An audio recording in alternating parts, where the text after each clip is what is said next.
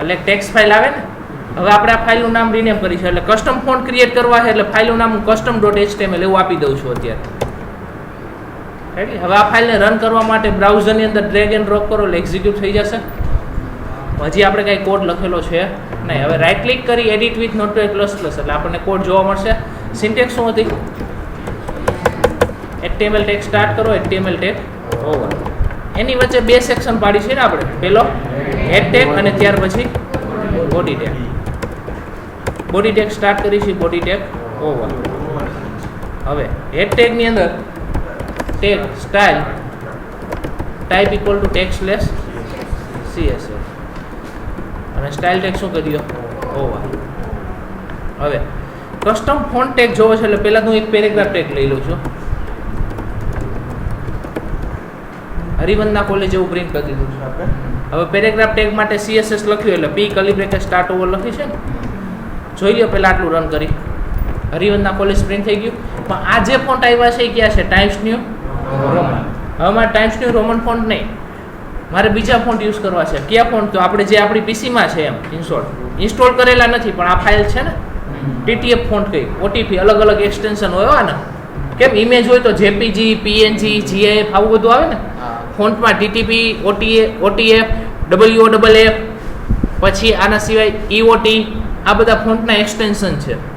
આવા બધા હોઈ શકે.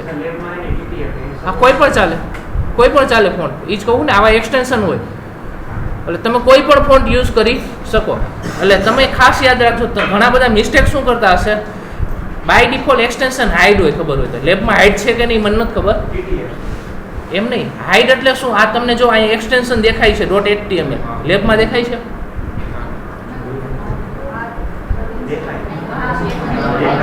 દેખાય જ છે ને. ઓકે, તો કોઈ પ્રોબ્લેમ જ નથી કારણ કે અત્યારે નવી સિસ્ટમ 7 સેટઅપ કર્યું છે ને. હવે લેબની અંદર ચેન્જ કર્યું છે નેટવર્કની એટલે કદાચ એમાં સેટિંગમાં હાઇડ કર્યું છે. જો ન હોય ને તમારા ઘરના લેપટોપ કે તમારા લેપટોપમાં નહીં દેખાતું હોય જોજો. બાય ડિફોલ્ટ કોઈ દી દેખાતું હોય નહીં. એ જોવું હોય ને તો Alt T એટલે શું થાય? ટૂલ્સ મેનુ ઓપન થાય. એની અંદર ક્યાં જવાનું? Folder option. એમાં વ્યૂમાં અહીંયા હાઇડ એક્સટેન્શન ફોર નો ફાઇલ ટાઈપ આવું લખેલું છે. નો ફાઇલ ટાઈપ. રેડી. આ ટીક કરેલું હોય. બાય ડિફોલ્ટ શું હોય? ટીક કરેલું. એટલે જો આ રીતનું હોય તમારા ક્યાં એક્સટેન્શન ડિસ્પ્લે થાય નહીં. હવે એક્સટેન્શન ડિસ્પ્લે કરાવો હોય ને તો ટૂલ્સમાં પાછું ફોલ્ડર ઓપ્શન, વ્યૂમાં આન ટીક કરી નાખવાનું. એટલે હવે દેખાવા માંડ્યા. એટલે ઘણી વખત એવી પોસિબિલિટી છે કે તમને એમ હોય કે આ OTF ફોન્ટ છે તમે અહીંયા ફાઇલનું નામ લખો, અહીંયા TTF લખો તો ન હાલે. રેડી. એટલે શું કરે, આખું નામ કોપી કરી કસ્ટમ ફોન્ટ કઈ રીતે બનાવવાના હવે એ જુઓ. સૌથી પહેલાં શું લખવાનું? @font-face curly bracket start and curly bracket over. પછી ફોન્ટ ફેમિલી પ્રોપર્ટી લખવાની. એમાં કોઈ પણ નામ આપવાનું. આપણે નામ શું આપ્યું? ABC. હવે SRC કોલન URL માં બ્રેકેટમાં પાથ આપવાનો. સેમ ફોલ્ડરમાં છે તો ડાયરેક્ટ ફાઇલનું નામ જ આપી દો. થઈ ગયા ફોન્ટ. હવે જો અહીંયા ફોન્ટ એપ્લાય કરવો હોય શું કરવાનું? Font family ABC. એટલે હવે તમારે કોઈ પણ જગ્યાએ આ ફોન્ટ યુઝ કરવા હોય ને આપણે આ જે છે એ તો એના માટે શું લખવાનું? ફોન્ટ ફેમિલી શું લખવાનું? ABC. એટલે હવે ABC જ્યાં લખો ફોન્ટ ફેમિલીમાં અહીંયા આ ફોન્ટ આવે. રાઈટ. જોઈ લો રન કરીને. હવે ના બધા ફોન્ટ સપોર્ટ કરે છે. TTF સપોર્ટ કરે, ઓલું સપોર્ટ નથી કરતું, બધા કરે. રેડી. SVG ફોન્ટ આવે એ સપોર્ટ કરે. કોઈ પણ ફોન્ટ સપોર્ટ કરશે. હા એવું લાગે છે મને લેબમાં હું આવું ત્યારે મને દેખાડજો તમારે શું પ્રોબ્લેમ છે ને હું તમને ચેક કરી દઈશ. રેડી. એકચ્યુઅલમાં તમે શું મિસ્ટેક કરો છો એ આપણે જોઈ લઈશું. બાકી ફોન્ટ બધા સપોર્ટ કરે છે જ. ઓકે. હવે એવું પોસિબિલિટી છે કે તમે ક્રોમ ઇન્ટરનેટ એક્સપ્લોરમાં રન નથી કરતા ને. ઇન્ટરનેટ એક્સપ્લોરમાં ઘણી વખત અમુક વસ્તુ નહીં ચાલે કારણ કે ઇન્ટરનેટ એક્સપ્લોર છે ને જૂનું હોય આપણે લેબમાં ને આ બધી નવી વસ્તુ છે. આ હું તમને જે કહું છું ને આ CSS3ની વસ્તુ છે એટલે જૂના બ્રાઉઝર સપોર્ટ ન કરે ને આ વસ્તુ. પણ જનરલી હવે તો બધા નવા બ્રાઉઝર ઇન્ટરનેટ એક્સપ્લોર તો હવે જોવાનું જ નહીં, બહુ ઓછું, માઇનોરિટી. ક્લિયર? ઓકે. આ નો સમજાણું એવું હવે થઈ જશે. @font-face આ નવી વસ્તુ આપી છે ને. હવે જે નવા કસ્ટમ આપ્યા છે ને કસ્ટમ ટેગ એના માટે @font-face આવા ફિક્સ આપેલા છે. સમજાણું? એટલે કસ્ટમ ફોન્ટ માટે તમારે શું લખવાનું? @font-face. આપણે ઇમેજ મૂકી હોય તો કેમ IMG ટેગ જ લઈશી, એને કીધું છે ને કે ઇમેજ મૂકવા માટે કયો ટેગ છે img. એવી રીતે કસ્ટમ ફોન્ટ ક્રિએટ કરવા માટે એને આ રીતનો ટેગ આપ્યો છે @fontface આવી રીતનું લખવાનું. રેડી. આને એકચ્યુઅલમાં સિલેક્ટર કહેવાય. આને શું કહેવાય? સિલેક્ટર. આ p છે એને શું કહેવાય? સિલેક્ટર કહેવાય. હવે આજે ઈ જ જોવું છે આપણે. નેક્સ્ટ, CSS ને 3 ટાઈપ છે, યાદ હોય તો. કેટલાની યાદ છે? ઇનલાઇન, ઇન્ટરનલ અને એક્સટર્નલ. રેડી. પ્રોપર્ટી ત્રણેયમાં સરખી છે. ચેન્જ થાય છે તો શું ચેન્જ થાય છે? Only for syntax. પ્રોપર્ટી તો એ જ લખવાની છે. આપણે જે પ્રોપર્ટી જોઈ બધી પ્રોપર્ટી ત્રણેયમાં સરખી છે. ત્રણેયના એક્ઝામ્પલ ઝડપથી જોઈ લો, પછી આગળની વસ્તુ જોવાની છે. નેક્સ્ટ જોઈ 3 હું ફાઇલ બનાવું છું. inline.html, ઇન્ટરનલ અને એક્સટર્નલ ત્રણેય બનાવી લે. પછી એક્ઝામ્પલ ડાયરેક્ટ ત્રણેયના દેખાડી દઉં એક સાથે છે. પેલા ઇનલાઇન જોઈ લે, સોરી ઇન્ટરનલ. અત્યાર સુધી આપણે તમે જે CSS લખી ને એ ઇન્ટરનલ CSS ની સિન્ટેક્સ હતી. અત્યાર સુધી આપણે જેટલા એક્ઝામ્પલ જોયા ને એ બધા કયા એક્ઝામ્પલ હતા? Internal CSS style sheet.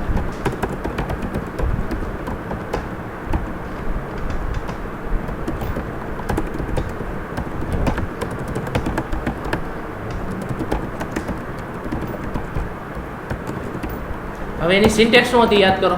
હેડ ટેગ ની અંદર style type equal two tag slash CSS અને સ્ટાઇલ ટેગ શું કરી દો? ઓવર. હવે ટેગ નું નામ curly bracket start and over. આ ઇન્ટરનલ CSS સ્ટાઇલ શીટ ની સિન્ટેક્સ છે. ઇન્ટરનલ CSS સ્ટાઇલ શીટ એટલે એક્ઝામ્પલ તરીકે હવે હું જો કલર સેટ કરું, કલર કોલન રેડ, એટલે બધા ફોન્ટનો કલર રેડ આવશે. પેરેગ્રાફ ટેગ લીધો છે એનો કલર કેવો આવશે? હવે રેડ છે. હવે ઇન્ટરનલ નો યુઝ ક્યારે થશે અને શું કામ ઇન્ટરનલ યુઝ કરવાની, કેવી જગ્યાએ? જનરલી જરૂર જ બહુ ઓછી પડશે. મેં 4 પેરેગ્રાફ ટેગ લીધા, 4 p ટેગ લીધા, કોપી પેસ્ટ કર્યા, તો 4 જો કલર રેડ થઈ ગયો. શું કામ? કારણ કે આપણે ઉપર શું કીધું છે? પેરેગ્રાફ ટેગનો કલર રેડ કરો. તો ઇન્ટરનલ કેવી જગ્યાએ યુઝ થશે એ તમે સમજી ગયો કે જ્યારે તમારે કોઈ પણ એક પેજ માટે CSS લખ્યું હોય ને, સિંગલ પેજ માટે, આ એક પેજ જ થયું ને આપણું, તો સિંગલ પેજ માટે CSS લખ્યું હોય ત્યારે કઈ આવશે? Internal CSS style sheet. પણ હંમેશા વેબસાઇટની અંદર એક કરતાં વધારે પેજ જ હોય, એટલે અહીંયા કોઈ દિવસ ઇન્ટરનલ કામ લાગશે નહીં. એટલે ઇન્ટરનલનો યુઝ શું? એક પેજ માટે લખવા માટે. એટલે આ પેજમાં જેટલા પેરેગ્રાફ ટેગ છે એ બધા એપ્લાય થઈ જાય. હવે મારે એવું નથી કરવું, મારે આ એક જ પેરેગ્રાફ ટેગમાં CSS એપ્લાય કરવી છે. એક્ઝામ્પલ તરીકે વચ્ચેનો જે હોય આમાં એપ્લાય કરવી છે, તો એના માટે કઈ આપી? ઇનલાઇન. સમજાણું? આખા પેજ માટે કઈ? ઇન્ટરનલ. હવે સિંગલ પેજમાં, સિંગલ ટેગ માટે ઇનલાઇન. એડિટ કરી છે, આખો કોડ કોપી પેસ્ટ જ કરી દઉં છું. હવે ઇનલાઇનમાં હેડ ટેગની જરૂર છે નહીં. તમારે આ ટેગમાં CSS એપ્લાય કરવી છે તો આ ટેગની અંદર એક એટ્રીબ્યુટ લખવાનો. કયો? સ્ટાઇલ ઇક્વલ ટુ ડબલ કોટ્સમાં. આપણે આ રીતના લખતા હોય ને એટ્રીબ્યુટ, એની વેલ્યુ ડબલ કોટ્સમાં પ્રોપર્ટીનું નામ. એક્ઝામ્પલ તરીકે ફોન્ટ ફેમિલી, કેલિબ્રી,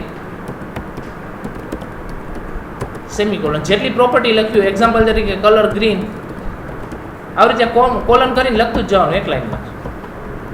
જે ટેગમાં જોઈએ જેટલી પ્રોપર્ટી લખ્યું એટલી જોઈ લ્યો. હવે એટલે એ ટેગમાં જે એપ્લાય થાય. કયો ટેગ હતો? થર્ડ ટેગ હતો છે. એ એક ફોન્ટે ચેન્જ કર્યા, કલર ગ્રીન કર્યો. સમજાણું? એટલે પર્ટિક્યુલર ટેગ માટે CSS લખ્યું હોય ત્યારે કઈ? ઇનલાઇન. યાદ રાખજો. ક્લિયર? બધા માટે જોતું હોય તો ઇન્ટરનલ હતી, સિંગલ ટેગ માટે જોતી હોય તો ઇનલાઇન. સિન્ટેક્સ યાદ રાખવાનું. સિન્ટેક્સ શું થઈ? Style attribute. અહીંયા ટેગ હતો ને, આ એટ્રીબ્યુટ ડબલ કોટ્સમાં વેલ્યુ લખ નાખો. ક્લિયર? ઓકે. હવે એક કરતાં વધારે પેજ માટે જોતી હોય તો એક્સટર્નલ.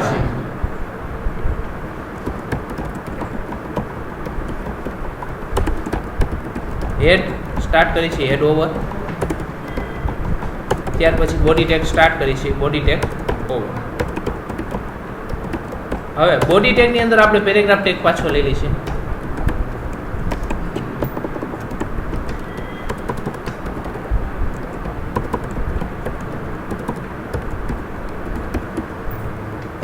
હવે એક્સટર્નલ CSS સ્ટાઇલ શીટ કઈ રીતે લખાશે એ જોઈ ગયો.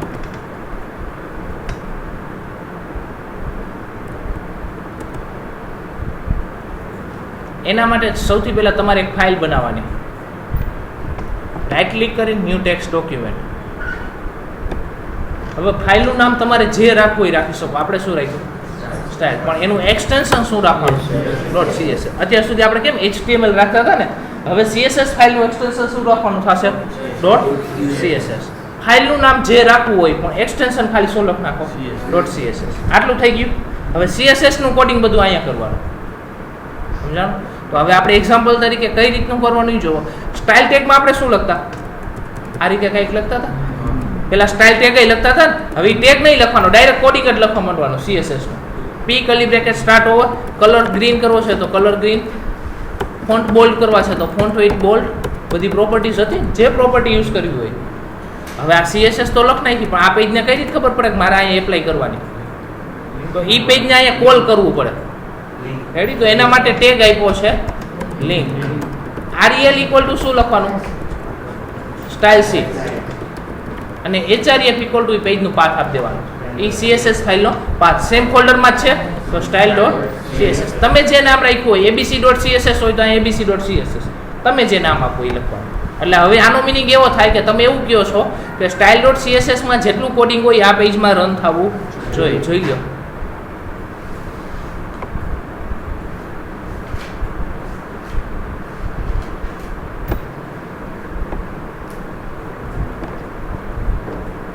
છે થઈ ગયું ને?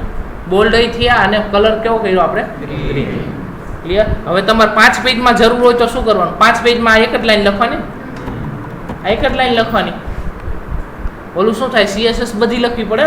ઇન્ટરનલ વાપરો શું થાય? બધી CSS તમારે લખવા જ આવી પડે. ક્લિયર આટલી વસ્તુ? એટલે 3 ટાઈપ છે CSS ના, ઇનલાઇન, ઇન્ટરનલ અને એક્સટર્નલ. આમાં કોઈને ન સમજાણું હોય તો 3 ટાઈપ. રેડી? મોસ્ટ ઓફ કેસની અંદર તમારે એક્સટર્નલ જ વાપરવાની થશે. એટલે આ લિંક વાળી જ વાપરવાની થાય. હંમેશા વેબસાઇટની અંદર આ જ હોય, કારણ કે વેબસાઇટમાં એક કરતાં વધારે પેજ હોય જ મોસ્ટ ઓફ કેસની અંદર. ક્લિયર? ઓકે. હવે નેક્સ્ટ એક કન્સેપ્ટ આવ્યા છે. મેં હમણાં જ તમને એવું કીધું કે આ P છે ને શું કહેવાય? સિલેક્ટર. આવા અલગ અલગ ઘણા ટાઈપના સિલેક્ટર છે. રાઈટ? એક્ઝામ્પલ તરીકે ટેગ સિલેક્ટર, ક્લાસ આઈડી, પછી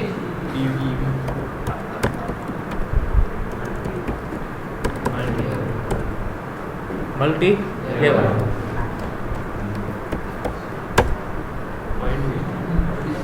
સ્યુડો ક્લાસ કહેવાય આને. ભલે બી થી સ્ટાર્ટ થાય, બોલાય સ્યુડો ક્લાસ. રેડી? યાદ રાખજો. Multi level, pseudo class, ID, tag, આ બધી છે એ શું છે? સિલેક્ટર છે. રેડી? ઓકે. હવે આ બધા એક્ઝામ્પલ જોઈ છે આપણે. અત્યાર સુધી જોયું એ કયું જોયું? એક ટેગ જ જોયું. ક્લાસ હજી ક્યાંય નથી વાપરો આપણે હજી ક્લાસ ક્યાંય વાપરો નથી. ઓનલી ફોર આપણે અત્યાર સુધી કયું જોયું? Tag selector. હવે ક્લાસ અને આઈડી જોઈએ, પછી મલ્ટી લેવલ ને સુડોની બધું જોયું. રેડી? ઓકે. હવે એક વસ્તુ તમને પહેલા અત્યારથી જ કહી દઉં, આ બધામાં ચાલશે. હવે મારે H1 અને P બેયમાં આ જ વસ્તુ એપ્લાય કરવી હોય ને તો તમે આ રીતે લખી શકો. આનો મિનિંગ શું થાય? H1 માં આ જ વસ્તુ એપ્લાય થાય અને P માં આ જ સેમ વસ્તુ એપ્લાય થાય. રેડી? એટલે એક કરતાં વધારે ટેગમાં એપ્લાય સેમ વસ્તુ કરવી હોય ત્યારે કોમા કરીને લખ નાખવાની. ત્યારે અલગ અલગ લખાય નહીં. લખી શકો તો ચાલશે તો ખરા, પણ એવી લાઈન તો વધારવાની, કોડ વધારવાનો ને તમારે. ક્લિયર? ઓકે. હવે ક્લાસ આઈડી જોઈ છે. ક્લાસ આઈડી એટલે શું? અત્યારે તમે વિચારો, એ એક્સટર્નલ CSS સ્ટાઇલ શીટ વાપરી છે. હવે 2 ટેગમાં જ મારે કલર ગ્રીન જોતો હતો, 4 નથી જોતો. તો ઇનલાઇન ન લખાય. ઇનલાઇન લખો તો 2 વખત લખવા જવી પડે ને. રેડી? તો એના માટે કન્સેપ્ટ આપ્યો છે ક્લાસ અને આઈડી. એક્ઝામ્પલ તરીકે હું ડોટ ગ્રીન નામનો એક ક્લાસ બનાવ્યો. રાઈટ? આમાં હું આપું છું કલર ગ્રીન અને ટેક્સ્ટ ડેકોરેશન અંડરલાઈન. રાઈટ? હવે ક્લાસ બનાવવા માટે કઈ સાઇન પહેલા લખવાની? ડોટ. સમજી લ્યો હવે કઈ રીતનું બનાવવાનું. પહેલા તો ડોટ સાઇન કરવાની, પછી જે નામ આપવું એ આપી શકો. તમે શું આપ્યું? ગ્રીન. આટલું થઈ ગયું. વચ્ચે પ્રોપર્ટી લખ નાખો. આપણે કેમ P ટેગ લેતા એવી રીતે નહીં, તમે ડોટ કરીને કોઈ પણ ક્લાસનું નામ લખ નાખો અને વચ્ચે પ્રોપર્ટી. હવે આ એપ્લાય કઈ રીતે કરવું? તો એના માટે તમારે જે ટેગમાં આ ટેગમાં એપ્લાય કરવો છે એ ક્લાસ, એ બધી CSS અહીં એપ્લાય કરવી છે તો અહીંયા લખવાનું ક્લાસ ઇક્વલ ટુ શું નામ રાખ્યું આપણે? ગ્રીન. જે નામ લખ્યું ને અહીંયા લખ નાખવાનું. એટલે જો હવે એમાં એપ્લાય થઈ ગયું છે.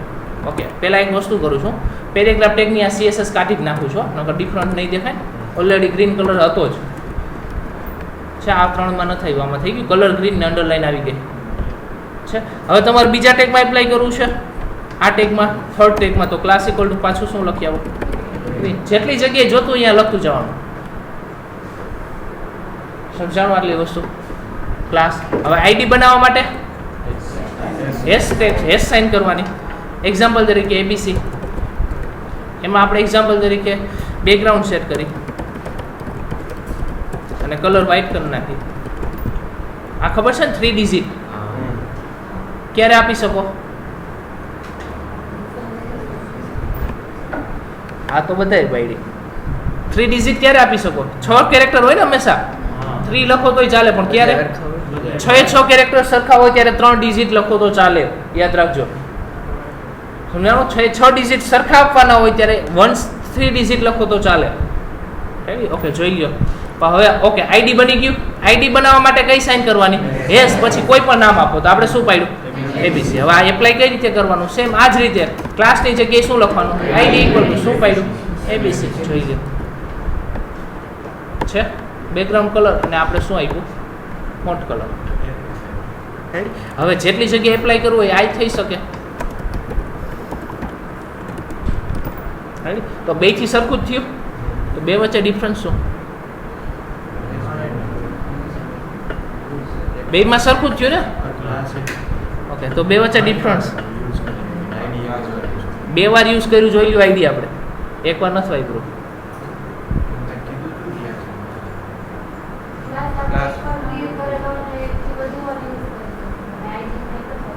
આઈડી 2 વખત વાપર્યું આપણે છે ને, જો આ રહ્યું છે 2 વખત.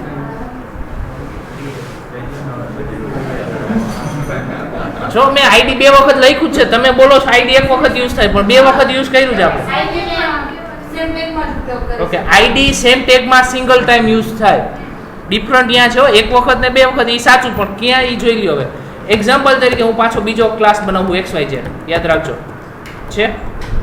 તો આમાં કંઈક નવી પ્રોપર્ટી એપ્લાય કરી. એક્ઝામ્પલ તરીકે આપણે બોર્ડર આપી દઈએ. રેડી? XYZ નામના ક્લાસમાં શું આપ્યું આપણે? બોર્ડર. હવે એક સાથે 2 ક્લાસ એપ્લાય કરવો હોય ને તો થઈ શકે, એટલે એક કરતા વધારે સેમ ટેગમાં ક્લાસ એપ્લાય થાય. એટલે આ એક ટેગ છે ને P ટેગ, તો એક કરતા વધારે ક્લાસ થાય. એટલે ગ્રીને એપ્લાય કર્યો અને કયો એપ્લાય કર્યો? XYZ. વચ્ચે ખાલી શું મૂકી દેવાની? સ્પેસ. જો બે વસ્તુ આવી છે. એક કરતા વધારે ક્લાસ એપ્લાય થાય સેમ ટેગમાં, જ્યારે આઈડી એક કરતા વધારે એપ્લાય થાય. ને એક્ઝામ્પલ તરીકે AB નામનું બનાવું હું, પાછું જો એપ્લાય કરી આપણે એટલે આઈડી આવી જાય, બે બંધ થઈ જાય. રેડી? AB બનાવ્યું, હવે એપ્લાય કરી છીએ આપણે AB, બધું વયું ગયું હતું, એ ગયું એમ. રેડી? એટલે સેમ ટેગમાં આઈડી એક જ એપ્લાય થાય, જ્યારે ક્લાસ સેમ ટેગની અંદર એક કરતા વધારે વખત એપ્લાય કરી શકો. ડિફરન્ટ આ છે, યાદ રાખજો. હવે રેડી? એટલે એવી જરૂરિયાત પડતી હોય ઘણી વખત કે એક જ ટેગમાં મારે એક કરતા વધારે ક્લાસની જરૂર પડે, ઘણી વખત એવું પડતું હોય, તો એવી જગ્યાએ ક્લાસ યુઝ કરવાનો, ત્યારે આઈડી કરવાનું નહીં. ક્લિયર? આટલી વસ્તુ ડિફરન્ટ સમજાણો. હવે એટલે સેમ ટેગમાં એક કરતા વધારે ક્લાસ એપ્લાય થશે, આઈડી એપ્લાય થાય નહીં. રેડી? હવે યાદ રાખજો. આમાં ન સમજાણું હોય તો, એટલે 2-3 વસ્તુ આપણે પૂરી કરી. કઈ? Tag, class, ID. હવે મલ્ટી લેવલ એટલે શું એ સમજો. હું ન્યૂ ફાઇલ જ બનાવી નાખું છું.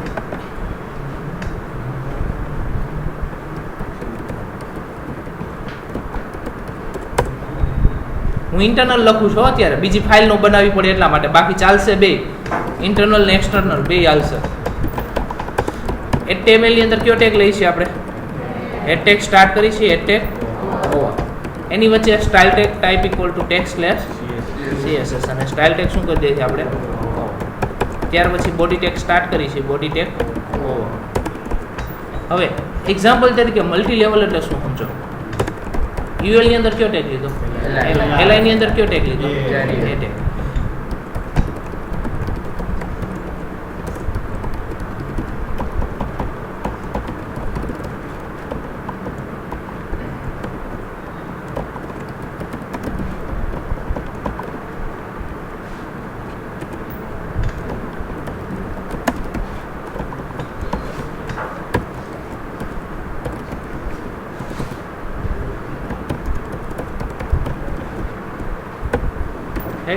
જો સ્ટ્રક્ચર પેલા HTML જોઈ લો. પેલા કયો ટેગ લીધો? UL ની અંદર li ને li ની અંદર એન્કર ટેગ. હવે જો આટલું રન કરો, સિમ્પલ આવી ગયું છે. જનરલી આ મેનુ આ રીતે બને, ખબર છે ને? મેનુનું સ્ટ્રક્ચર આ રીતે હોય. HTML માં તમે જે મેનુ જોવો છો ને એક લાઈનમાં, એનું સ્ટ્રક્ચર આ રીતનું હોય. UL હોય, UL ની અંદર li ને li ની અંદર એન્કર ટેગ. હવે એક વસ્તુ વિચાર, હું એન્કર ટેગ માટે CSS લખું તો શું થશે? બધા એન્કર ટેગમાં એપ્લાય થઈ જાય. એક્ઝામ્પલ તરીકે હું લખું છું કલર ગ્રીન, તો બધા એન્કર ટેગમાં કલર ગ્રીન આવી જ ગયો ને બ્લુની જગ્યાએ. પણ હવે એવી જરૂરિયાત હોય, વેબસાઇટમાં ખાલી મેનુ એક જ તો હોય ને, નીચે મેં પાછો એન્કર ટેગ લીધો છે, એમાં એક્ઝામ્પલ તરીકે લખ્યું ડાઉનલોડ, અને એન્કર ટેગ શું કરી દીધો? ઓવર. યાદ રાખજો, UL ની બહાર લીધો છે, તો અહીંયાનો કલર એ કેવો થઈ ગયો? ગ્રીન થઈ જાય ને, કારણ કે આપણે એન્કર ટેગ માટે કીધું એટલે બેમાં એપ્લાય થઈ જાય. પણ હવે મારે એવું કરવું છે કે આ એન્કર ટેગમાં જ એપ્લાય થવું જોઈએ, બધા એન્કર ટેગમાં એપ્લાય કરવું છે નહીં. તો તમે આ રીતનું લખી શકો. પહેલા કયો ટેગ છે? UL space li space a, multi level આને કહેવાય. એટલે આનો મીનિંગ થાય કે UL ની અંદર કયો ટેગ હોવો જોઈએ? li, અને li ની અંદર એન્કર ટેગ હોય તો જ આ વસ્તુ એપ્લાય થાય, અધરવાઇઝ એપ્લાય થાય નહીં. એટલે હવે જો ઓનલી ફોર ગ્રીન કલર આવ્યો, પણ કેનો? આનો જ. આનો નો આવ્યો, જો બ્લુ જ છે. સમજાણું? આ રીતનું સ્પેસિફિક કરવાનું થાય જ. આ જ રીતનું લખેલું હશે. તમે નેટ ઉપરથી CSS ડાઉનલોડ કરશો અને લખવાની આ જ રીતે હોય કે UL ની અંદર li અને li ની અંદર એન્કર ટેગ, એમાં જ આ વસ્તુ એપ્લાય થવી જોઈએ. સમજાણું તમને? આ મલ્ટી લેવલ ટેગની અંદર ટેગ ટાર્ગેટ કરાવવો હોય ને એના માટે આ ટાર્ગેટ કરાવ્યું કહેવાય કે પર્ટિક્યુલર એન્કર ટેગ પણ કેની અંદરનો? UL માં li ની અંદરનો જ. સમજાણું? આમાં ન સમજાણું હોય એવું કોઈ? ગ્લોબલી એટલે ગ્લોબલ ના, એવું ન હોય. બધું ગ્લોબલ જ થયું ને CSS માં. હું અહીં એન્કર ટેગ લખું તો એ ગ્લોબલ કહેવાય.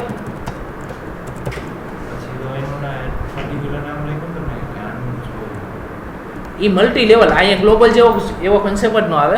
એકચ્યુઅલમાં આને કયો સિલેક્ટર કહેવાય? Multi level. અંદર આપણે જવું હોય ને કે આની અંદર આ જ હોય અને આની અંદર આ હોય તો જ એપ્લાય થાય. એટલે કન્ડિશન જેવું થયું ને આમ જોવા જાવ તો તમે એવી કન્ડિશન એપ્લાય કરી દીધી કે UL ની અંદર li ની અંદર એન્કર ટેગ હોય તો જ થાય, બાકી થાય નહીં. સમજાણું? આ રીતની જરૂર પડશે. સેમ આમાંય ઓલી વસ્તુ તો હાલવાની જ છે, કઈ? કોમા કરીને. એક કરતાં બેમાં વધારે એપ્લાય કરવું હોય તો એ તો કોમા કરીને વર્ક કરે છે, એ તો બધામાં વર્ક કરશે, એ ભૂલી યાદ રાખજો જ. ઓકે, આટલું ક્લિયર? આમાં ન સમજાણું એવું કોઈ? હવે લાસ્ટ સ્યુડો. અલગ ઘણા બધા ટાઈપના ફિક્સ આપેલા છે. UL li એન્કર ટેગ હોવર, જે કોલન કરીને તમે હોવર લખ્યું ને, આને સ્યુડો ક્લાસ કહેવાય છે. આવા ફિક્સ છે, અમુક જ છે. હું તમને બધા દેખાડું છું વન બાય વન. રેડી? પેલું જોવો, હોવર. ટેગના નામ પછી કોઈ પણ ટેગમાં તમારે જેમાં એપ્લાય કરવું હોય કોલન કરી શું લખવાનું? હોવર. તો એનો મિનિંગ એવો થાય કે જ્યારે એન્કર ટેગ ઉપર કર્સર જાય, પણ કયું એન્કર ટેગ? UL ની અંદર li ની અંદર જે એન્કર ટેગ છે એની ઉપર કર્સર જાય ત્યારે એનો બેકગ્રાઉન્ડ કલર ગ્રીન કરી નાખો અને ફોન્ટનો કલર વ્હાઇટ કરી નાખો. અહીંયા તમે જે પ્રોપર્ટી લખો એ એપ્લાય થાય. એન્કર ટેગ ઉપર કર્સર જાય એટલે શું થશે? બેકગ્રાઉન્ડ કલર કેવો થઈ જશે? ગ્રીન. બધા એન્કર ટેગ ને છે, આવું હોય છે ને મેનુમાં. આ વ્યવસ્થિત હજી ગોઠવું નથી, આપણે પ્રોપરલી એરેન્જ કરેલું હોય પછી વ્યવસ્થિત લાગતું હોય. રેડી? જે આમાં પેડિંગ ગઈ છોડાવે ને માર્જિન છોડાવે ત્યારે પ્રોપર લાગે. સમજાણો આટલી વસ્તુ? તો આ રીતનું હોવર. હવે આમાં ઘણી બધી વસ્તુ આપી છે. એક્ઝામ્પલ તરીકે મારી પાસે એક ટેક્સ્ટ બોક્સ છે. એક ટેક્સ્ટ બોક્સ લઉં છું. આમાં જ 2-3 વસ્તુ દેખાડું. Input type equal two text. આ ટેક્સ્ટ બોક્સમાં હું એક ક્લાસ એપ્લાય કરું છું, TXT. કયો ક્લાસ એપ્લાય કર્યો? તો આવું બનાવેલું હોવું જોશે ને TXT નામનું. તો બનાવવા માટે આપણે .txt લખો એટલે ક્લિયર થઈ જશે. આટલું રન કરો. હજી CSS નથી લખતા, CSS પછી લખી. રાઈટ? ટેક્સ્ટ બોક્સ આવી ગયું છે. હવે મને એમ કહો તો આ બાર બ્લુ કલરની બોર્ડર આવી જાય, જો કર્સર જાય ત્યારે એના માટે કઈ પ્રોપર્ટી આવે? એ કાઢવી છે મારે, બ્લુ બોર્ડર ન આવી જોઈએ.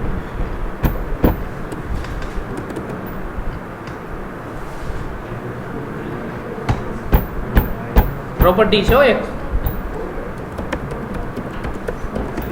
આઉટલાઈન કહેવાય એને.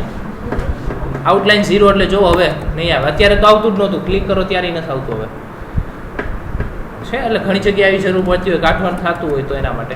ઓકે, એ ભલે રહી. હવે હવે હું આ જે બોર્ડર છે એ જાડાઈ આપું છું એટલે 2 pixel solid E2 E2 E2 એટલે આ કલરની બોર્ડર આવી જશે.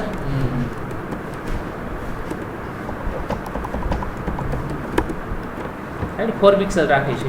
જનરલી ટેક્સ્ટ બોક્સ પ્રોપરલી બનાવો તો હજી પેડિંગ ને એવું બધું છોડાવો ને ત્યારે જ વ્યવસ્થિત લાગશે તમારું. વીથ વધારવાની હોય. હવે મારે એવું કરવું છે કે જ્યારે આ ટેક્સ્ટ બોક્સમાં કર્સર હોય ને ત્યારે બોર્ડર કલર ચેન્જ કરવો છે. કર્સર હોય ત્યારે જો હોવર જાય ત્યારે નહીં, કર્સર ઉપર જાય ત્યારે નહીં. ટેક્સ્ટ બોક્સમાં અહીંયા કર્સર હોય, આ કર્સર છે ને ત્યાં લિંક એટલે ઇન્સર્ટ ફોકસ કહીને આપણે એ વસ્તુ જ્યાં હોય તો એના માટે આ રીતનું આપી શકો. બોર્ડર કલર ચેન્જ કરવો છે. બોર્ડર કલર એક્ઝામ્પલ તરીકે હું ટેમ્પરરી ગ્રીન આપું. તમારે જે કરવું હોય, ઘણા બેકગ્રાઉન્ડ કલર ચેન્જ કરતા હોય, બધા અલગ અલગ કરતા હોય છે. જો હવે કર્સર અહીંયા છે એટલે ગ્રીન કલર આવ્યો. સમજાણું? જોવો તમારે ચેક કરવું હોય તો હજી બીજું ટેક્સ્ટ બોક્સ લઈ લઉં, કોપી પેસ્ટ કરી લઉં છું 2 થી 3 4 ટેક્સ્ટ બોક્સ લીધા. જો આ પહેલા ટેક્સ્ટ બોક્સમાં કર્સર એટલે એમાં આવ્યો, ટેબ મારો એટલે બીજા ટેક્સ્ટ બોક્સમાં જાય ને કર્સર, તો અહીંયા વયું ગયું છે. તમે જોયું હશે જીમેલમાં અહીંયા બધે હોય, અહીંયા આટલું ડાર્ક ન હોય, માઇનોર ડાર્ક કરાવે. અત્યારે ગ્રે કલર છે ને આથી થોડોક ડાર્ક ગ્રે કલર કરાવે એટલે તમને ખબર પડે કે તમારું કર્સર અહીંયા છે. સમજાણું? આવું બધું કરતા હોય છે. રેડી? તો તમે આ રીતનું કરી શકો. ફોકસ મેઇન 2 વસ્તુ. હવે આના સિવાય ઘણી બધી વસ્તુ આપી છે. નેક્સ્ટ જોવો.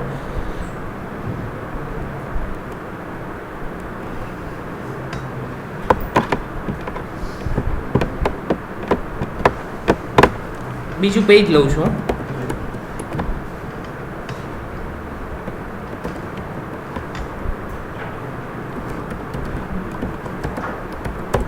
child.html નામની એક ફાઇલ બનાવી છે આપણે. સેમ ઓલી ફાઇલની કોપી પેસ્ટ જ કરીએ એટલે આઉટપુટ જ આવશે. હું એમાંથી વધારાની બધી વસ્તુ ડિલીટ કરી દઉં છું.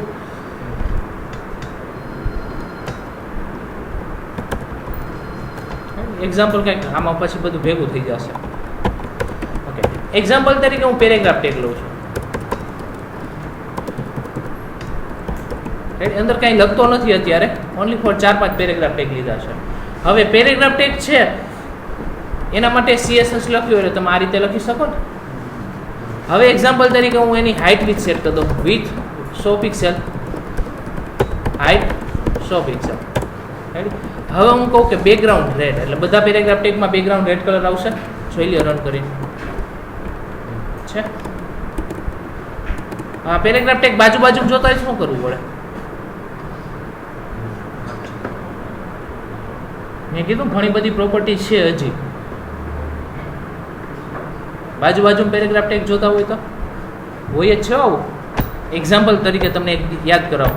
ફ્લિપકાર્ટમાં જાઓ, તમને જે પ્રોડક્ટ આવે બધી પ્રોડક્ટ બાજુમાં આવે છે ને, તો એવું ગોઠવવાનું થાય તો કઈ રીતે ગોઠવવું? એમ ફ્લોટ લેફ્ટ, ફ્લોટ પ્રોપર્ટી હતી ને, ફ્લોટ લેફ્ટ ને ફ્લોટ રાઈટ. તમે ઓલું સાઇડ બાર અને કન્ટેન્ટ ગોઠવતા, વેબસાઇટમાં એક સાઇડ બાર હોય ને બાજુમાં કન્ટેન્ટ બોક્સ હોય, ગોઠવી શકો આ રીતે છે.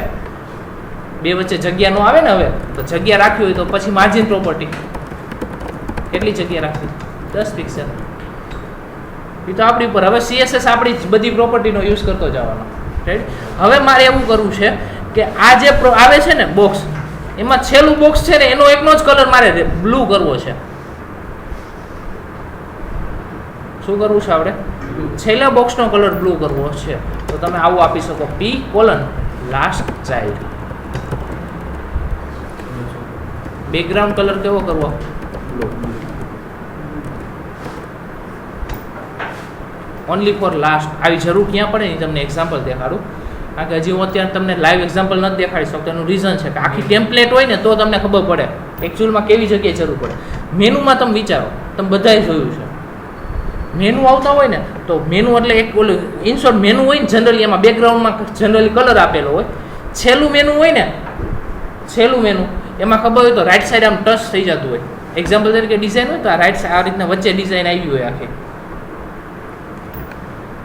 કાલું નેટ લેતા હોય અમુક એક્ઝામ્પલ તમને છે ને દેખાડવા હોય તો મને આઈડિયા આવે. રેડી? એમાં રાઈટ સાઈડમાં અમુક આવી જરૂર પડતી હોય છે. એક્ઝામ્પલ તરીકે આમાં જ વિચારો ને, પીની જગ્યાએ ડીઆઈવી ટેગનો મિનિંગ શું થાય? ડીઆઈવી ટેગનો ડિવિઝન. ડીઆઈવી એક ટેગ છે. એક્ઝામ્પલ તરીકે તમે પેરેગ્રાફ ટેગ લ્યો છો ને એવી જ રીતનો ટેગ છે, પણ ડીઆઈવી ટેગનો બેનિફિટ એટલો કે ડીઆઈવી મીન્સ ડિવિઝન એવું થશે. અલગ અલગ વેબસાઇટ હોય ને એનું જે લેઆઉટ ક્રિએટ કરવું હોય ને, લેઆઉટ એટલે હેડર હોય, પછી મેનુ હોય, સાઇડ બાર હોય, કન્ટેન્ટ ગોઠવવું તો પડશે ને બાજુમાં. તો એવી જગ્યાએ તમારે ડીઆઈવીથી આખી ડિઝાઇન બનાવવાની હોય, અને અત્યારે માર્કેટમાં ડીઆઈવીથી જ ડિઝાઇન બનાવવાની હોય છે, ટેબલ ક્યાંય યુઝ થતું નથી. તો અલગ અલગ ડીઆઈવી ટેગ લેવાના આવે. તો એક્ઝામ્પલ તરીકે મેં ઘણા બધા ડીઆઈવી ટેગ લીધા છે. પેરેગ્રાફ ટેગના અમુક ડ્રોબેક છે, એટલે હું ડીઆઈવી ટેગ જ લઈ લઉં છું અત્યારે. હું આપણે એક એક્ઝામ્પલ બનાવી કેવી જગ્યાએ કામ લાગશે ને તમને આઈડિયા. લાસ્ટ ચાઇલ્ડ વાળું અત્યારે હું રિમૂવ કરું છું. હવે એક વસ્તુ કહો, આ જે પેરેગ્રાફ ટેગ ડીઆઈવી તો આવી ગયા બધા, ફરતી બાજુ સ્પેસ આવી. જુઓ આપણે જગ્યા ક્યાં છોડાવી? રાઈટ સાઈડ જ છોડાવી, તો ઉપર ને લેફ્ટ સાઈડ કેમ આવી? આપણે ક્યાંય મૂકી નથી મૂકી. સમજો ને હું શું કહેવા માંગુ છું? ફરતી બાજુ હજી આપણે જગ્યા ક્યાંય મુકાવેલી છે નહીં, તો શું કામ આવી? કારણ કે બાય ડિફોલ્ટ બ્રાઉઝર બધી બાજુ 10-10 પિક્સેલ જગ્યા છોડે. બ્રાઉઝર એને કાઢવા માટે તમે આવું લખી શકો, એસ્ટ્રિક પેડિંગ 0 અને માર્જિન 0. આ બે વસ્તુ આપી જ દેવાની હંમેશા. તમે કોઈ પણ નેટ ઉપરથી ડાઉનલોડ કરજો એટલે પહેલી લાઈન આ હશે, CSS ફાઇલ ખોલો ને એટલે બ્રાઉઝર જે જગ્યા છોડે છે એ બધી રિમૂવ કરો, એસ્ટ્રિક સાઇન કરીને લખ નાખો એટલે બ્રાઉઝર માટે થઈ જાય.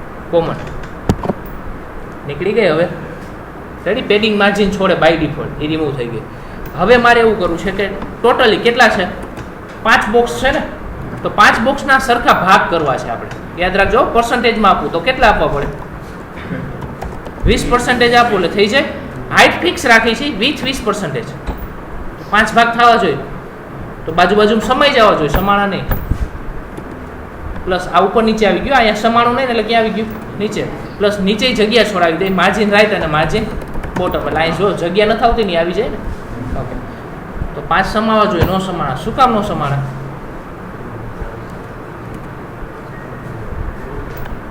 કારણ કે રાઈટ સાઈડ 10 પિક્સેલ જગ્યા છોડાવી ને, તો 20% ને 10 પિક્સેલ આટલું કાઉન્ટ થાય ને. 20 ને 10 20 ને 10 તો નો જમાય ને. આ 10 પિક્સેલનો ડિફરન્ટ આવ્યો ને. તો હવે તમારે એવું કરવું છે કે 20% ને 10 પિક્સેલ માઇનસ કરવા છે. શું કહું છું એ સમજાણું? આટલું કરવું છે આપણે કાંઈ. તો આપણે એવું કરી શકીએ કે પર્સન્ટેજમાં પિક્સેલ આપી, 10 પિક્સેલ નહીં 1% આપી દે એટલે શું થશે? ટોટલ વીથ કેટલી થઈ? 20 ને 10 એટલે કેટલી થઈ? 21% થઈ ગયો. એક ની વીક કેટલી થઈ ગઈ? 21. તો જો અત્યારે તો નહીં જ આવે ને, કારણ કે 21 50 વધી જશે ને વીક. તો હવે તમે આવું કરી શકો તો કેટલી આપી દો? 19 આપો કેટલા થયા?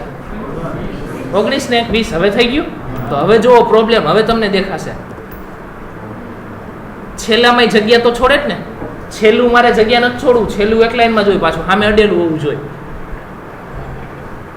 છેલ્લા એકમાં જગ્યા છોડવી નથી. રેડી? તો હવે એક કામ કરી, છેલ્લામાં જગ્યા ન છોડી તો 1% ની જગ્યા વધે. આ 1% જગ્યા છે ને, તો 1% વધશે ને આપણા પાસે. તો આટલા 5 છે તો 5 ની એક ભાગના 5% વધારે થાય. એટલે આપણે આવું કરી શકીએ. કેટલી જગ્યા છે? એકમાં કેટલી વધારવી પડે? Divide by 5. 0.2 વધારવું પડે ને. તો તમે આવું આપી શકો. 19.2 એટલે 20 થાય ને. 20 500 થઈ ગયું. તો હવે પ્રોબ્લેમ એ થાય તો એ નીચે ઉતરી જાય. તો હવે છેલ્લામાંથી કાઢવાનું થાય ને. મેં તમને કહું છું હવે આવશે કામ. તો છેલ્લામાંથી મારે રિમૂવ કરવી છે, તો આવું તમે હવે આપી શકો. Last child margin right 0. છેલ્લામાં માર્જિન રાઈટ છોડવાનું છે નહીં. તો હવે જો હમાઈ ગયો એક્ઝેક્ટલી. સમજાણું? આવી જગ્યાએ જરૂર પડે વ્યવસ્થિત. કારણ કે જો અત્યારે આપણે ધ્યાન ન લેતા હોય, કારણ કે આપણે શીખીએ છીએ. વેબસાઇટ બનાવતા હોય ને ત્યારે એક પિક્સેલનો ડિફરન્ટ કાઢે. એક પિક્સેલનો પ્રોબ્લેમ હોય ને, એક લાઈનમાં ન હોય ને તો ડિઝાઇન હરખી ન લાગે. જોજો ક્યારે વ્યવસ્થિત વેબસાઇટ હોય ને એની વાત કરું છું. નેટ ઉપર તમે જોજો, વ્યવસ્થિત ડિઝાઇનિંગ હોય ને એમાં એક પિક્સેલ આડાવડું હોય ને તો એ ડિઝાઇનિંગ તમને પ્રોપર ન લાગે. એટલે ત્યારે આવું બધું કરવું પડે. હવે આમાં પ્રોબ્લેમ થાય.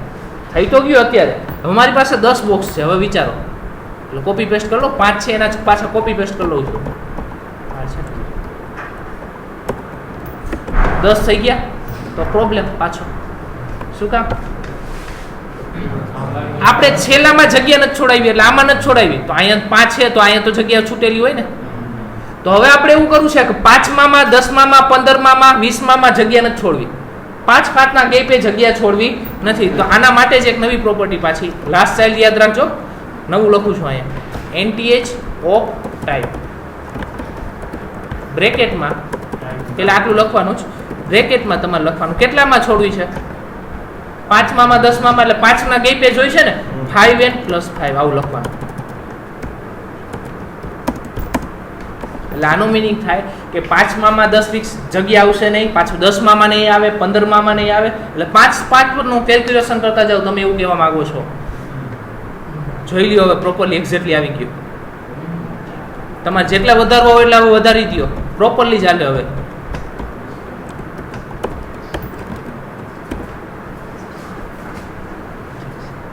સમજાણું? આવું કરવું હોય ત્યારે આ વસ્તુ કામ લાગશે. 5n + 5 NTH ચાલે. હવે આમાં આવું પણ ચાલે છે. એક્ઝામ્પલ તરીકે આ જ લાઈન કોપી પેસ્ટ કરી લઉં છું તમને દેખાડવા માટે, જ only for NTH of type. એમાં ઘણી બધી રીતે લખી શકો છો તમે આ રીતે. ઓડ એટલે એકી જે આવતા હશે ને બોક્સ એમાં એપ્લાય થાય. એટલે હું કહું બેકગ્રાઉન્ડ રેડ, એટલે એકીમાં રેડ આવવો જોઈએ. સોરી, રેડ તો ઓલરેડી છે જ, બ્લુ આપી. પેલા ત્રીજા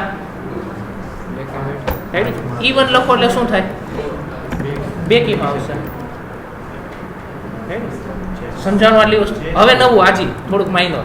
હવે એકી બેકી નહીં, મારે ફિક્સ ચોથું આવે ત્યાં જ જોઈએ, એટલે 4 ખાલી લખી આવે, એટલે ચોથા એકમાં જ એપ્લાય થાય. જો પેલું, બીજું, ત્રીજું, ચોથું. રેડી? આ રીતે તમે આપી શકો. ક્લિયર આટલું? આમાં કઈ ન સમજાણું. NTH લાસ્ટ ચાઇલ્ડ આ જ રીતનું ફર્સ્ટ ચાઇલ્ડ આવ્યો, મેં લાસ્ટ ચાઇલ્ડ લખ્યું ને એ જ રીતનું સેમ ફર્સ્ટ ચાઇલ્ડ, એટલે પેલા એકમાં એપ્લાય થાય. એટલે આવી રીતે જે રીતનું તમારે લખવાની જરૂર પડતી હોય એ રીતનું સેમ ફર્સ્ટ ચાઇલ્ડ ચાલશે.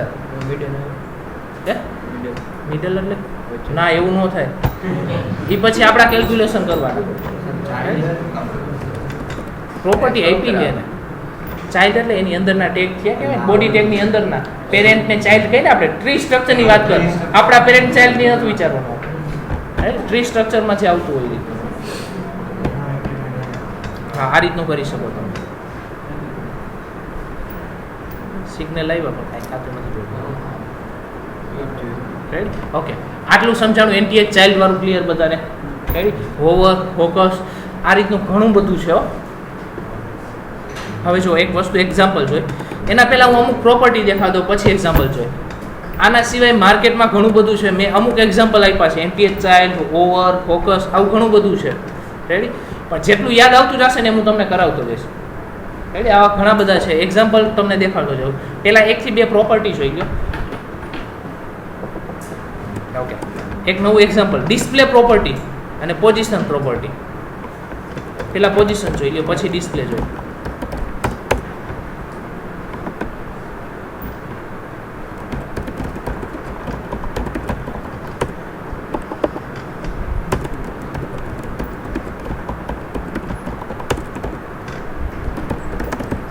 હું બધે DIV લઈશું.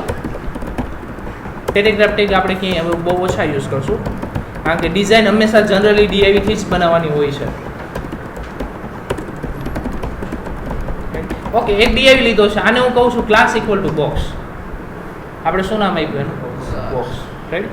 ઓકે, હવે ડોટ બોક્સ તો આવું લખવું પડશે ને આપણે.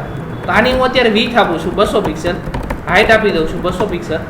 રાઈટ? અને બેકગ્રાઉન્ડ કલર અત્યારે આપી દઉં એક્ઝામ્પલ તરીકે પિંક. આટલું રન કરીને જોઈ લો, એટલે બોક્સ જ આવ્યું ને, બીજું કાંઈ કર્યું નથી. પછી પ્રોપર્ટીઝ જોઈ છે. આટલું ક્લિયર? હવે એક વસ્તુ વિચારો, હું અહીંયા ઉપર ટેગ લખું બોક્સની ઉપર, તો શું થશે? બોક્સ ઓટોમેટિક નીચે જ આવે. H1 ની નીચે લખો એટલે નીચે આવશે ને. તમે લખાણ વધારતા જાઓ તો ઓટોમેટિક નીચે આવતું જ છે. તો હવે પોઝિશન કરીને એક પ્રોપર્ટી આપી છે CSS ની અંદર, એમાં ઘણી બધી વેલ્યુ છે, એ બધી જોઈ લઈએ આપણે. સૌથી પહેલાં પોઝિશન, પહેલાં જોઈ છે એબ્સોલ્યુટ, સોરી એબ્સોલ્યુટ નહીં, પહેલાં રિલેટિવ જોઈ લો. આ પ્રોપર્ટી એમને કંઈ કામની જ નથી. એની સાથે 4 માંથી કોઈ પણ 2 જરૂર પડતી હોય. ટોપ, રાઈટ, બોટમ અને લેફ્ટ, 4 પ્રોપર્ટી છે. રાઈટ? ટોપ અત્યારે પહેલાં જોઈ લો એક્ઝેક્ટલી, આ હું કાઢી નાખું, પહેલાં જોઈ લો કઈ રીતનું છે. આ છે આઉટપુટ. હવે હું પ્રોપર્ટી લખું છું ટોપ સાઈડ -200 પિક્સેલ, એટલે આનો મિનિંગ થાય કે આ બોક્સ છે ઉપરની સાઈડ 200 પિક્સેલ ચડાવી દો. રેડી વધારે થઈ ગયું, આપણે 10-15 પિક્સેલ જ વધારી એટલે માઇનોર ડિફરન્ટ જ દેખાય છે. હજી માઇનોર વધારું 30 એટલે હવે તમને ડિફરન્ટ દેખાશે. રેડી એટલે જ્યાં છે અહીંયાથી 30 પિક્સેલ ઉપર આવવું જોઈએ. એટલે કઈ પ્રોપર્ટી? રિલેટિવ. આટલું ક્લિયર? હવે એવું નથી કરવું મારે, જે છે અહીંયાથી નહીં, ફિક્સ બ્રાઉઝરથી આટલી જગ્યાએ જવું જોઈએ. એટલા માટે એબ્સોલ્યુટ ટોપ સાઈડથી 10, લેફ્ટ સાઈડથી 10. એટલે આનો મિનિંગ થાય કે ટોપ સાઈડથી કેટલા પિક્સેલ? 10 પિક્સેલ અને લેફ્ટ સાઈડથી 10 પિક્સેલ. ફિક્સ તોડી જ ગયો અહીંયા બોક્સ. બ્રાઉઝરથી 10 પિક્સેલ અંતરે આવી જ જાય. તમારું ટેક્સ્ટ જ્યાં જવું અહીંયા જાય. પાછળ રહેવું હોય તો પાછળ જે વસ્તુ કરવી હોય. ટેક્સ્ટ જ્યાં રહેવું અહીંયા રહેશે. અહીંયા કોઈ ફેર પડશે નહીં. ટેક્સ્ટ પાછળ વહી જાય પણ બોક્સ એ જગ્યાએ ફિક્સ થઈ જાય. આટલું clear? Third property position fix. Ready? હવે હું આને કહી દઉં બોટમ 10, રાઈટ 10. જે જગ્યાએ રહેવું એટલે આ જગ્યાએ ફિક્સ. હું તમે પછી સ્ક્રોલ કરું ને, જો ટેક્સ્ટ વધારી દીધું ઘણું બધું લખ્યું એટલે સ્ક્રોલ બાર આવશે. સ્ક્રોલ કરું, આ બોક્સ અહીંયા જ રહે છે. આવું તમે જોયું છે એક્ઝામ્પલ તરીકે કેવી જગ્યાએ? બધાએ જોયું હોય. એડવર્ટાઇઝમેન્ટ તો જોઈ જશે. ફેસબુકમાં તમારું ચેટિંગ બોક્સ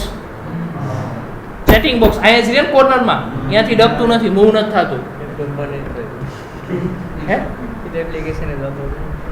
લેપટોપમાં યુઝ કરતા હોય ત્યારે તમને આઈડિયા આવે. ચેટ બોક્સ આવે છે ને બોટમમાં, અહીંયા ચેટ બોક્સ અહીંયા જ રહે, ડગે નહીં. એ પોઝિશન ફિક્સથી થાય. સમજાણું? એટલે વ્યવસ્થિત પછી ડિઝાઇનિંગ કરવાનું. આની અંદર તમારે ટેક્સ્ટ બોક્સ લેવાના અને એ બધું આપણે કરવાનું પછી. એટલે આ રીતનું ગોઠવવું હોય તો આ રીતનું ગોઠવી શકો. ક્લિયર બધાને? રેડી? ઓકે. હવે નવી વસ્તુ એક માઇનોર. હવે પોઝિશન એબ્સોલ્યુટ અને રિલેટિવ બેનો ભેગો મર્જ કઈ રીતનો કરવાની જોવો. ઓકે, બોક્સ અત્યારે ફિક્સ છે એની જગ્યાએ હવે જુઓ હું આ પ્રોપર્ટી કાઢી રિમૂવ જ કરી નાખું છું. ટેમ્પરરી નવી જ વસ્તુ પહેલાં જોઈ લે. આપણે બોક્સ આ જગ્યાએ છે. હવે હું એક કામ કરું છું, આ ડીઆઈવી ની અંદર પાછું બીજું ડીઆઈવી લઉં છું.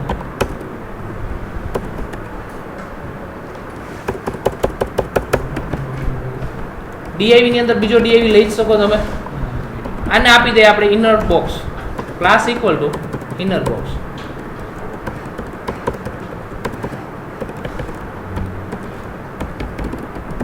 રેડી? હવે પ્રોપર્ટી લખી છે આપણે. જો પેલા એક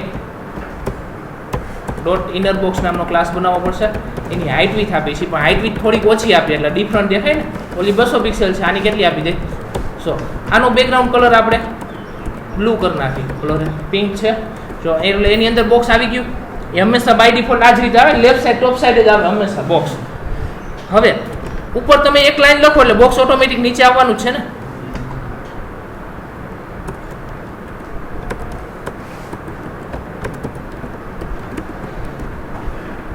અમારે એવું કરવું છે, આ જે બોક્સ છે એ અહીંયા જ આવવું જોઈએ. ભલે અંદર તમે લખાણ લખો, ક્યાં આવવું જોઈએ? એક્ઝેક્ટલી ટોપ અને લેફ્ટ સાઈડ જ આવવું જોઈએ. તો તમે આ બોક્સને સેટ કરવાનું તો આપણે હમણાં જ જોયું ને. ઇનર બોક્સ માટે પ્રોપર્ટી લખીએ આપણે, પોઝિશન એબ્સોલ્યુટ, ટોપ સાઈડથી 0 પિક્સેલ અને લેફ્ટ સાઈડથી નહીં 0. તો આવી જવું જોઈએ. પણ એવું ન થાય, બ્રાઉઝરથી આવે. મેં કીધું હતું ને બ્રાઉઝરથી થઈ જાય એ વસ્તુ. પણ બ્રાઉઝરથી નહીં, આપણે ક્યાંથી થવું જોઈએ? એનો પેરેન્ટ બોક્સ, એનો પેરેન્ટ ડીઆઈવી થયો ને. એનો પેરેન્ટ ડીઆઈવી એટલે કયો થયો? બોક્સ. તો એના માટે તમારે ખાલી એટલું જ, આ તો આ એઝ ઇટ ઇઝ આ જ રીતે લખવાનું. પણ જ્યાંથી તમારે કાઉન્ટ કરાવવું હોય ને ત્યાં પ્રોપર્ટી લખવાની. એટલે આ જ પ્રોપર્ટી હતી, જોઈ લે. બોક્સ એટલે આ જ છે. અહીંયા પ્રોપર્ટી લખવાની પોઝિશન રિલેટિવ. એટલે હવે એનો મિનિંગ થાય કે આ જે એબ્સોલ્યુટ પણ ક્યાંથી? આ બોક્સથી. જ્યાં તમે રિલેટિવ લખો ને ત્યાંથી વસ્તુ થાય. એટલે હવે જુઓ, એટલે પેરેન્ટમાં કઈ પ્રોપર્ટી લખવાની? Position relative. અને ઇનરમાં કઈ લખવાની? Position absolute. સમજાણું? તો આ રીતનું ગોઠવી શકો. આટલું સમજાણું? હવે આને ઉપરથી મારે એક્ઝામ્પલ દેખાડવા છે એ જોઈ લો. આ હવે ઘણી બધી જગ્યાએ યુઝ કરશો આપણે પોઝિશન. મેં તમને હમણાં જ કીધું હતું વોટ્સઅપમાં મેસેજ કેટલા વાગ્યા? વોટ્સઅપમાં મેસેજ માટેનો, ચેટિંગ માટે ઓલો એરો આવે, તમે બધાએ જોયું હશે ઘરે. ન જોયું તો પાછું ચેક કરી લેજો. મેં કીધું હતું ને ઘરે જઈને ચેક કરવાનું, કારણ કે મોબાઈલ તો અહીં ચાલુ ન કરવાનું હોય. પાછા અહીંયા ચેક કરતા નહીં કોઈ, પાછો 50 રૂપિયાનો ફાઇન અમારે હાથથી ઉઘરાણી કરવી ન પડે. ઓકે, એવું સેમ એક્ઝામ્પલ આપણે કંઈક ક્રિએટ કરી છે, ધ્યાન આપજો. એના માટે સીડો ક્લાસ જોશે, પોઝિશન એબ્સોલ્યુટ ઘણું બધું યુઝ કરવું પડશે. એક્ઝામ્પલ તરીકે આપણે એક પી ટેગ લઈ લઈશું, રેડી? એની અંદર લખ્યું એક્ઝામ્પલ તરીકે મેસેજ લખીશું બધું, ready? Okay,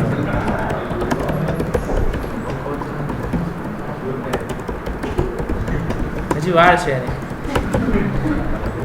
okay, background colour આપણે સેટ કરી. એક્ઝામ્પલ તરીકે F1 એટલે આછો ગ્રે કલર સેટ કર્યો. જોઈ લઈએ આમાં ડિસ્પ્લે થાય એમ નહીં પ્રોજેક્ટરમાં. લગભગ વાંધો નહીં આવે, આ સારું પ્રોજેક્ટર. 5 જ મિનિટ છે. હું તો એસી બેઠો નથી, તમારે હારે જ બેઠો ને.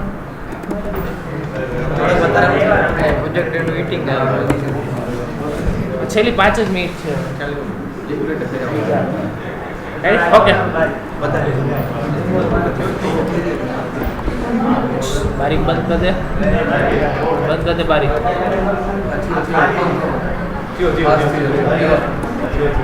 ઓકે, અહીં જેને આપો હવે વધારે દે. બેકગ્રાઉન્ડ કલર આપણે કેવો સેટ કર્યો? ગ્રીન. હવે ફોન્ટનો કલર સેટ કરી છે, અહીં જેને આપજો હવે એક્ઝામ્પલ તરીકે વ્હાઈટ. હવે આમાં પેડિંગ આપી દઈ છે 10 પિક્સલ, બધી બાજુ 10 પિક્સલની જગ્યા છોડશે. જનરલી પાછું બોર્ડર રેડિયસ હોય છે એટલે કોર્નર રાઉન્ડ શેપ આવે ને, વધારો હોય તો વધારી શકીએ છીએ. હવે અહીંયા આપણે આ રીતનો એરો જોઈ છે ઉપરની છે, તો પહેલાં તે કામ કરીશું, ઉપરથી થોડીક જગ્યા છોડાવી દે એટલે વ્યવસ્થિત કંઈક લાગે. એટલે બોડી ટેગમાં હું પેડિંગ ટોપ છોડાવી દઉં એટલે બોડી ટેગમાં જ ઉપરથી જગ્યા છૂટી જાય તો ઓટોમેટિક પેરેગ્રાફ નીચે જ આવી જાય. હવે અહીંયા આપણે સેટ કરી છે, તો એના માટે મેં કીધું એ જ રીતનું સીડો ક્લાસ એક આપ્યો છે, બિફોર એન્ડ આફ્ટર. P:(before) આનો મિનિંગ થાય છે કે પેરેગ્રાફ ટેગની પહેલા હંમેશા બિફોર આફ્ટરમાં પહેલા આ પ્રોપર્ટી જોશે, કન્ટેન્ટ ABC લખ્યો એટલે આનો મિનિંગ થાય કે પેરેગ્રાફ ટેગની આગળ ABC લખાઈ જવું જોઈ લ્યો. CSS થી ABC લખાઈ ગયો, સમજાણું આટલું? ઓકે, હવે મારે જગ્યા નથી, કાંઈ લખવું જ નથી એટલે સ્પેસ મૂકી દીધી એટલે સ્પેસ લખાઈ ગઈ. હવે ધ્યાન આપજો, એ કન્ટેન્ટ છે. આને હું કહું છું ડિસ્પ્લે બ્લોક, એટલે ફૂલ વિથ આવે. ડિસ્પ્લે બ્લોક એક પ્રોપર્ટી છે, આગળ જતા હું હજી કહીશ વ્યવસ્થિત આવે. હવે આ જે કન્ટેન્ટ લીધો ને એની હાઇટ વિથ સેટ કરી દો. અત્યારે ટેમ્પરરી દેખાય એટલા માટે હમણાં રિમૂવ જ કરવાની છે. 20 પિક્સલ કરી દો અને એનો બેકગ્રાઉન્ડ કલર અત્યારે હું બ્લુ કરી દઉં છું. છે આવી ગયું? હવે અહીંયા નથી જોતું, એક્ઝેક્ટલી આની ઉપર જોઈ છે. આ બ્લુ બોક્સ ક્યાં જોઈ છે? આ જગ્યાએ. તો પોઝિશન એબ્સોલ્યુટ હમણાં જ જોયું આપણે.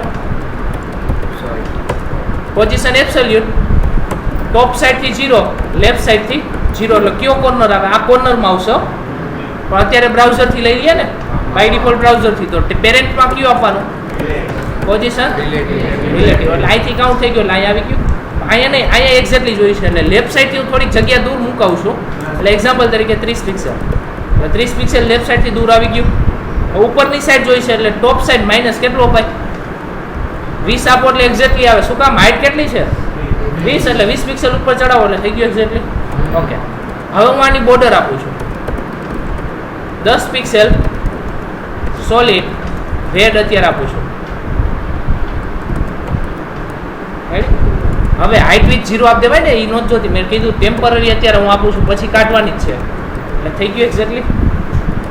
હવે મેં તમને સમજાવ્યું હતું ત્યારે બોર્ડર અલગ અલગ આપી. હવે તમને આઈડિયા આવે. બોર્ડર ટોપ, લેફ્ટ, બોટમ અને રાઈટ.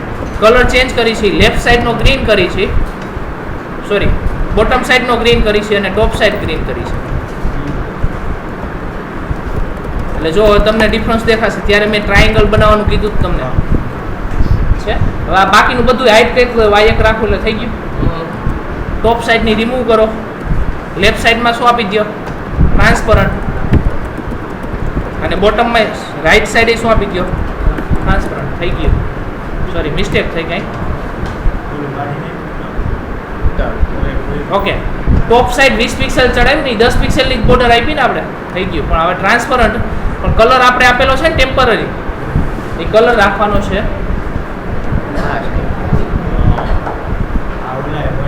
ઓકે, આ રીતનું હવે ગમે એટલા પેરેગ્રાફ ટેગ લે ઓટોમેટિક આ બનતું જ જાય. જો